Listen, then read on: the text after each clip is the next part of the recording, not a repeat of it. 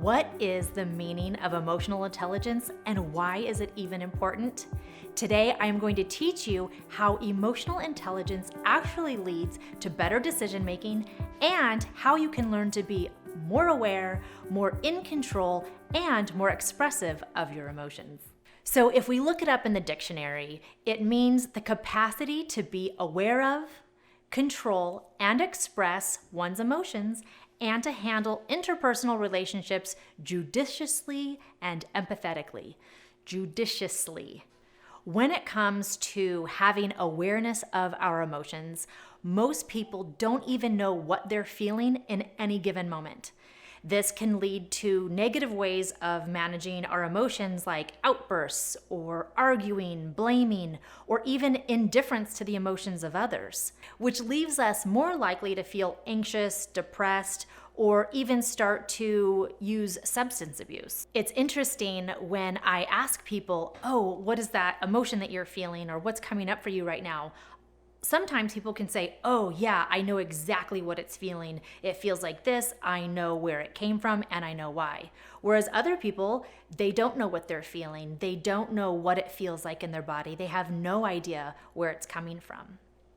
So being able to have this emotional intelligence is really about being able to identify those emotions and those feelings and being able to express them in a way that is healthy for the person feeling them and for everybody else around you. So now, when we are able to identify what we're feeling, we can start to understand those feelings, those emotions. And when we have an understanding of how our emotions affect us, we can also have an understanding of how our emotions might affect the other people in our lives. And it helps us understand why other people behave the way they do.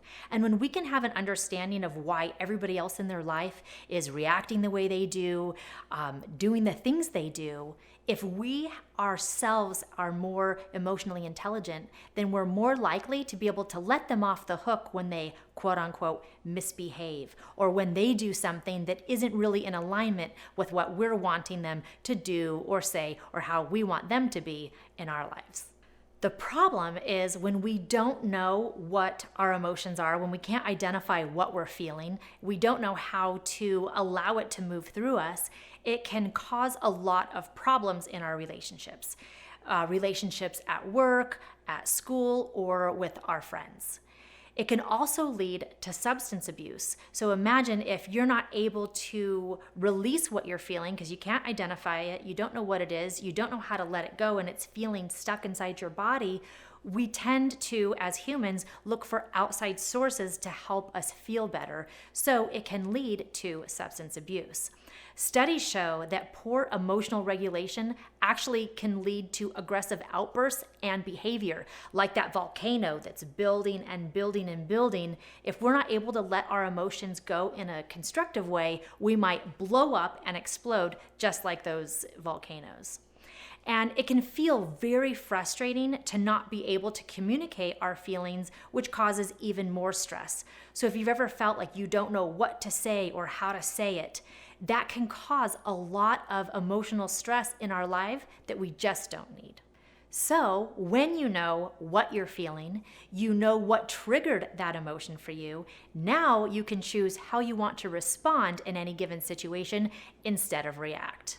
This will help you feel better and everybody else around you as well. The problem is, if we don't fully understand what it is, what we're feeling, and how to express ourselves, then we run the risk of hurting others by being triggered with something that comes at us at life and then exploding and saying the wrong things.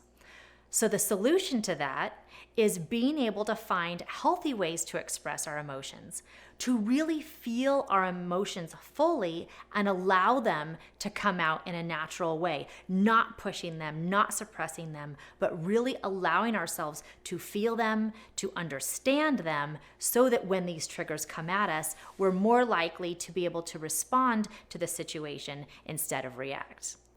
Another bonus is that when we are really understanding what it is we're feeling and really understanding our triggers, we're more likely to be able to ask for help in any given moment. So imagine if something is going on around you, you're getting triggered by this thing in life. If you know exactly what it is you need, you can ask somebody for help, get that support you need, and lessen that burden.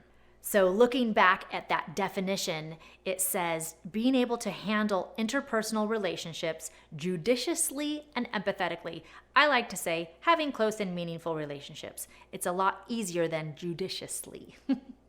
The problem is if we are having feelings of isolation, like nobody understands me, I feel alone, then we're not going to be able to have that close and meaningful relationship like we're wanting. So the solution when we have an emotional intelligence allows us to be able to give and receive affection, and we're able to have positive and purposeful communication, being able to say what we mean what we say, and have it be heard and understood by the other people in our lives.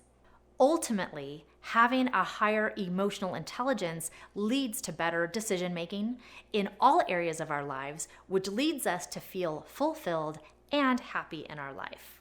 I'll share with you a story that happened in my life that helped me make that switch from that volcano that was bundling everything up and exploding to being able to be more emotionally intelligent, being able to discover what it is I was needing to say and communicate in any given moment. It was when I was with somebody who is very close to me, a family member, and everything that they were saying was triggering me in some way, and I was very much feeling like that volcano. So one of the tools that I love to use, if you've been watching this channel, you know, is EFT tapping. And I remember going into the bathroom, looking in the mirror, and just tapping ferociously and actually letting that volcano explode, just me by myself in the bathroom. But it was pretty wild and crazy. I'm sure if there was a video of it, I would look like a crazy witch woman or something. But I stood in front of the mirror and I just tapped and I let that volcano unload and just let all of it erupt. And when I was done tapping, it only took a minute, but when I was done, I felt this clarity. And I was able to look at the situation and go, oh, when they said this thing to me, what they were really meaning was this.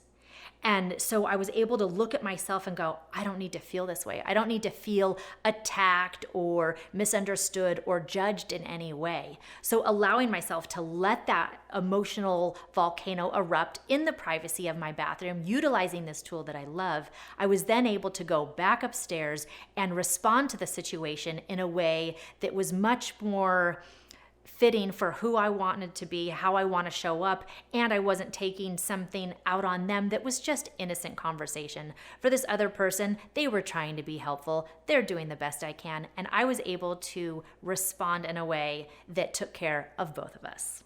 If you like this video, go ahead and check out our next video called How Do I Cope with Trauma? That was today's ray of sunshine. Thank you for joining me, and we'll see you over in the next video. Click it, watch it. I know you want more.